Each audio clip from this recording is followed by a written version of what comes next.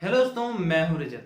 दोस्तों, corona vaccine को बनाने को लेकर हर रोज आप एक ना एक ऐसी खबर जरूर सुनते होंगे जिसका टाइटल आपको मिलता होगा कि कोरोना वैक्सीन बनाने में एक कदम और आगे बढ़ाया है। कभी एस्ट्राजेनेका ने, कभी भारतीय फार्मा कंपनी ने, तो कभी चाइना की फार्मा कंपनियों ने। लेकिन दोस्तों, ये वैक्सीन बनाने का काम आज से नहीं बल्कि तब से चल रहा है जब भारत में कोरोना हजारों केस थे, और अभी तक चलता आ रहा है जब 10 लाख से भी ज्यादा केस भारत में हो चुके हैं।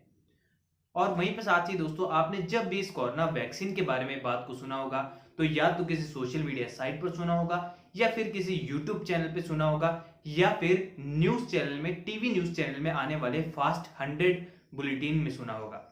क्योंकि दोस्तों, कोई भी बड़ा न्यूज एंकर कोरोना वैक्सीन की बात करते हुए अभी तक नजर ही नहीं आया। दोस्तों, बात करते हैं कुछ बड़े न्यूज एंकर्स की।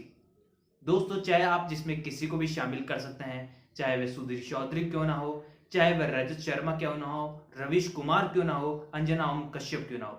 दोस्तों, इन सभी ने कोरोना वैक्सीन की बात कभी भी नहीं की और कभी भी ये दावा नहीं किया कि कोरोना वैक्सीन कुछ ही दिनों में हमारे पास आ जाएगी। या तो ये आयुर्वेद की बात करते रहते हैं कि आयुर्वेद इसका सबसे अच्छा उपाय है, या फिर बाबा रामदेव की कोरोनिल दवा के ऊपर ये डिबेट करते रहते हैं। तो ऐसे में क्या वाकई में हमारी भावनाओं के साथ खेला जा रहा है कोरोना वायरस की वैक्सीन को लेकर? तो दोस्तों, बता दूं कि कोरोना वायरस की वैक्सीन बन रही है, ये बात पूरी तरीके से सच है। और इसी के साथ ही आपने एक खबर इन दिनों और सुनी होगी कि रूस के अरबपतियों ने अप्रैल में ही कोरोना वायरस की वैक्सीन को ले लिया। यानी उनके अंदर पहले से ही कोरोना वायरस की वैक्सीन इंजेक्ट हो चुकी है अप्रैल में ही। तो क्या वाकई में कोरोना वायरस की वैक्सीन बन चुकी है? तो दोस्तों, इसकी सच्चाई मैं आपको बता देना चाहता हूं कि जब कोरोना वायरस की वैक्सीन बनाने का सिलसिला शुरू हुआ तो स्टार्टिंग में ही कई बड़ी फार्मा कंपनियों को, जहां पर ब्रिटेन की फार्मा कंपनी थी, ब्राजील की फार्मा कंपनी थी, जो कि ब्राजील में तो बहुत ज्यादा बढ़ रहा है कोरोना, इटली, और वहीं पे इसराइल जैसे कई ऐसे देश थे जो कि कोरोना वायरस के आते ही दावा कर दिए थे कि अब हमारे पास वैक्सीन भी इसकी बन गई है। लेकिन दोस्तों, बाद में इन कहीं भी वैक्सीन का कोई भी नामो निशान हमें सुनने को नहीं मिला। दोस्तों, सबसे पहला कारण तो यह है इसका कि पूरे विश्व भर में आज तक कोरोना वायरस की हजारों वैक्सीन बन चुकी है। लेकिन दोस्तों, किसी भी वैक्सीन को, किसी भी दवा को वैक्सीन का दर्जा पाने के लिए काफी बड़े पैमानों पर खरा उतरना होता है। फेज 1, फेज 2, फेज 3 के बारे में आपने जरूर सुना होगा। लेकिन दोस्तों, बता दूं कि जब फेज 3 में इनकी ह्यूमन ट्रायल किया जाता है तो इस पे हजारों और इन पे सैकड़ों की तुलना में तादाद में लोगों पर इसका परीक्षण किया जाता है। और अगर उनमें से किसी एक व्यक्ति पर भी इसका गलत साइड इफेक्ट होता है तो उसे वैक्सीन की उपाधि प्राप्त नहीं होती, यानी कि उसे वैक्सीन घोषित नहीं किया जा सकता। क्योंकि अगर 100 में से एक व्यक्ति पर उसका गलत असर हो सकता है, और जब वह करोड़ों लोगों को दी जाएगी तो कितने लोगों की मौत होगी? वह शायद कोरोना से मौत होने वाली लोगों से ज्यादा की संख्या में वैक्सीन लेने से मौत हो जाएगी। यानी कि फायदा तो कई लोगों का हो जाएगा, बड़ी संख्या में लोग ठीक भी हो जाएंगे, लेकिन जिन पर इसका गलत साइड इफेक्ट होगा उनकी सीधे मौत भी हो सकती है।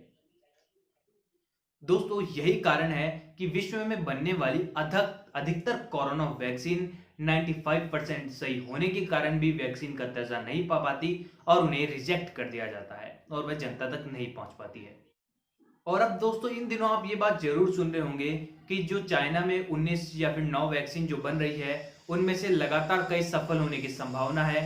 और इसी के साथ ही ऑक्सफोर्ड यूनिवर्सिटी, एस्ट्राजेनेका, भारतीय फार्मा कंपनी, इन सभी के दावा है कि अब कोरोना वायरस को लेकर, इसकी वैक्सीन को लेकर उन्होंने एक कदम आगे बढ़ा लिया है। लेकिन दोस्तों, जब भी किसी भी न्यूज चैनल पे या फिर न्यूज एंकर ने इसके बारे में बात की तो आपने गौर किया होगा, इसके साथ एक शब्द हमेशा वे जोड़कर बोलते हैं कि साइड इफेक्ट। बात करते हैं एस्ट्राजेनेका में बनी कोरोना वैक्सीन की। दोस्तों, बता दूं कि जब इस वैक्सीन का खुलासा इन दिनों सबसे ज्यादा हो रहा है कि ये वैक्सीन अपने अंतिम कगार पर है और सबसे पहले जो वैक्सीन मिल सकती है पूरी दुनिया को वह वही वैक्सीन है जो कि एस्ट्राजेनेका में बनाई जा रही है। लेकिन दोस्तों, जब भी कोई भी न्यूज एंकर इसके बारे में बात करता है तो वह कुछ इस प्रकार के शब्दों का इस्तेमाल करता है कि एस्ट्राजेनेका में बनी वैक्सीन के अंदर कुछ ऐसे साइड इफेक्ट पाए गए हैं जो कि पैरासिटामोल या फिर अलग दवाइयों से ठीक किए जा सकते हैं। जी हाँ दोस्तों, इस प्रकार के कुछ शब्दों का इस्तेमाल करते हैं क्योंकि उनके दावे कहीं गलत ना हो जाए, इसलिए वह साइड इफेक्ट शब्द का इस्तेमाल करते हैं। क्योंकि दोस्तों, अब तक जो वैक्सीन बनी है उसमें ये साइड इफेक्ट पाए गए हैं कि उसके डोज को जब इंसानी शरीर के अंदर दिया जाता है तो सर दर्द से लेकर बुखार से लेकर ठंड लगने जैसी समस्या लोगों के अंदर उत्पन्न होती है। और यही वो कारण है, यही वो साइड इफेक्ट है जिसके कारण 75% वैक्सीन को रिजेक्ट कर दिया जाता है। यानी कि दोस्तों आपको वैक्सीन की खबर देते समय वह अपना भी ये पत्ता क्लियर कर लेते हैं कि कहीं उनकी बात आगे जाकर क्लियर ना हो जाए, क्योंकि अभी उन्होंने आप सभी को यह बता दिया है कि इसके गलत साइड इफेक्ट भी हैं और आगे जाके इसे रिजेक्शन भी मिल सकता है, यानी कोरोना वायरस की वैक्सीन फेल भी हो सकती है।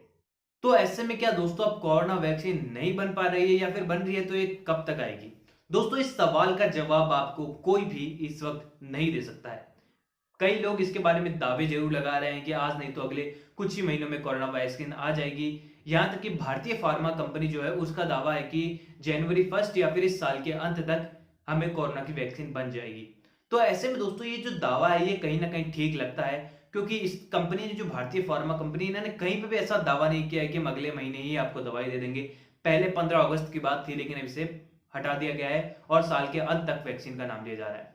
और सबसे आगे इस वक्त जो वैक्सीन है जिसके बारे में हम सभी सुनते हैं वो एस्ट्राजेनेका में बन रही वैक्सीन ही है, जो कि सबसे ज्यादा सफलता से आगे बढ़ रही है। अब देखना होगा दोस्तों कि कौन सी ऐसी वैक्सीन है जो कि लगभग 98% तक सभी मापदंड पर खड़ी उतरती है और वह वैक्सीन लोगों तक पहुंचती है। दोस्तों आपके इन सभी के बारे में क्या विचार है, कमेंट बॉक्स में जरूर बताइए। अपने ओपिनियंस मेरे साथ इंस्टाग्राम पर भी शेयर कर सकते हैं, जिसका लिंक भी आपको डिस्क्रिप्शन में मिल जाएगा। और भी अपडेट्स के लिए जुड़े रहिए मेरे साथ। अगली वीडियो फिर से लौटूंगा, जब तक लिए थैंक यू दोस्तों।